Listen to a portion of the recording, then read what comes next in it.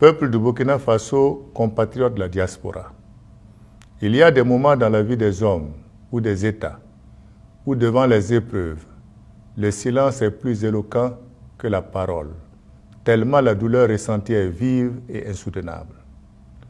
L'histoire du Burkina Faso, pleine d'enseignements, et la responsabilité qui m'incombe m'amène cependant à m'adresser à vous ce soir.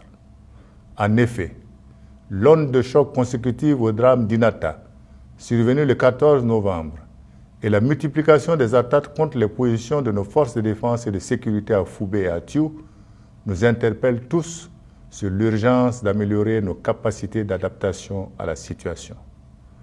Nous devons mettre fin aux dysfonctionnements inacceptables qui sapent le moral de nos troupes combattantes et entravent leur efficacité dans la lutte contre les groupes armés terroristes. Tout en saluant l'héroïsme et la bravoure de nos forces de défense et de sécurité, ainsi que l'engagement déterminé de nos volontaires pour la défense de la patrie, je tiens à leur rendre l'hommage mérité de la nation reconnaissante. J'associe à cet hommage toutes les victimes civiles et militaires du terrorisme et je réitère mes vœux de prompt rétablissement aux blessés. Aux familles endeuillées et meurtries dans leur chair, aux veuves et aux orphelins de cette guerre injuste, je renouvelle ma solidarité et celle du peuple entier. Peuple du Burkina Faso, chers compatriotes de la diaspora, autant nous devons faire corps avec nos forces de défense et de sécurité pour les soutenir et les encourager dans le combat héroïque qu'elles mènent, autant nous devons être intransigeants avec tous les éléments dont le comportement n'est pas acceptable. Nos soldats ne doivent pas être abandonnés à eux-mêmes du fait de la bureaucratie ou de négligences manifestement coupables. C'est pourquoi, de l'enquête administrative que j'ai instruite sur Inata, qui sera achevée le mardi prochain, nous tirerons toutes les conséquences disciplinaires et engagerons les poursuites judiciaires appropriées. Il en sera désormais ainsi dans l'intérêt supérieur de la nation et pour le succès et la gloire de nos armes. La fermeté dont nous ferons preuve afin de mettre chacun devant ses responsabilités sera le ciment de la cohésion, de la discipline et de l'efficacité de nos forces de défense et de sécurité et du lien sacré armée-nation que j'appelle de tous mes vœux. La faute d'une poignée d'éléments ne doit pas servir de prétexte pour jeter l'anathème sur toute l'armée nationale. Elle demeure notre fierté et mérite amplement notre soutien. Peuple du Burkina Faso, compatriotes de la diaspora, Depuis quelques jours, le drame d'Inata a engendré des réactions diverses, somme toute compréhensibles du fait des circonstances dans lesquelles il s'est produit. Oui, j'ai compris votre message, qui nous invite à un changement de paradigme.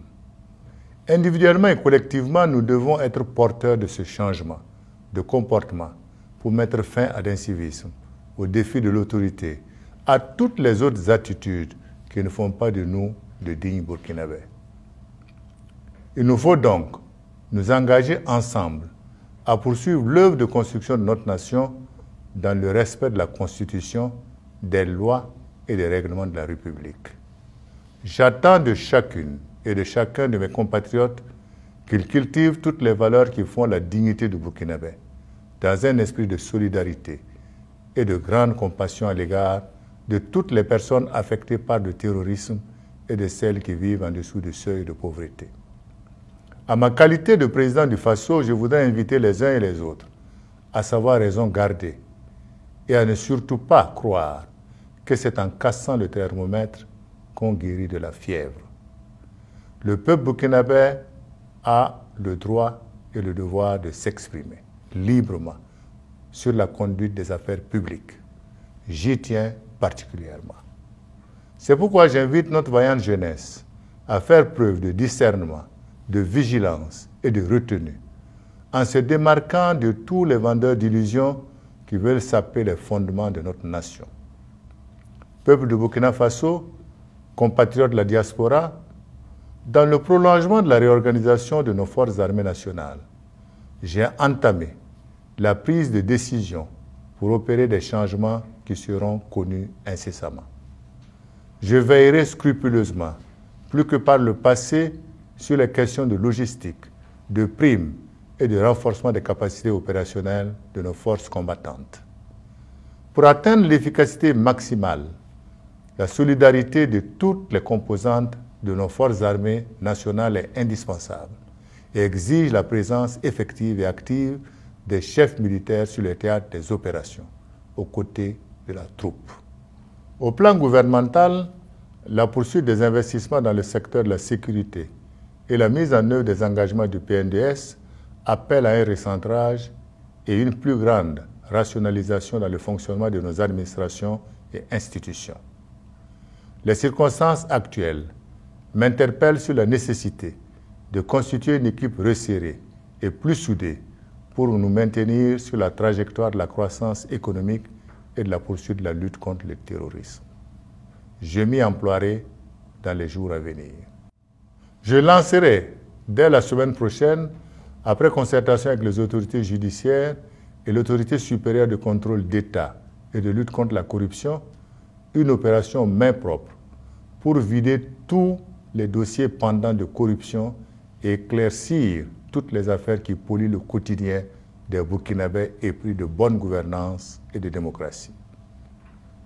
Aujourd'hui, plus que jamais, j'ai confiance en nos forces de défense et de sécurité, en nos volontaires pour la défense de la patrie et à nos laborieuses populations résilientes pour venir à bout de l'ennemi. Le Burkina Faso ne pliera pas devant les forces du mal, grâce à la cohésion et à l'unité de toutes ses filles et de tous ses fils. Vive le Burkina Faso, je vous remercie.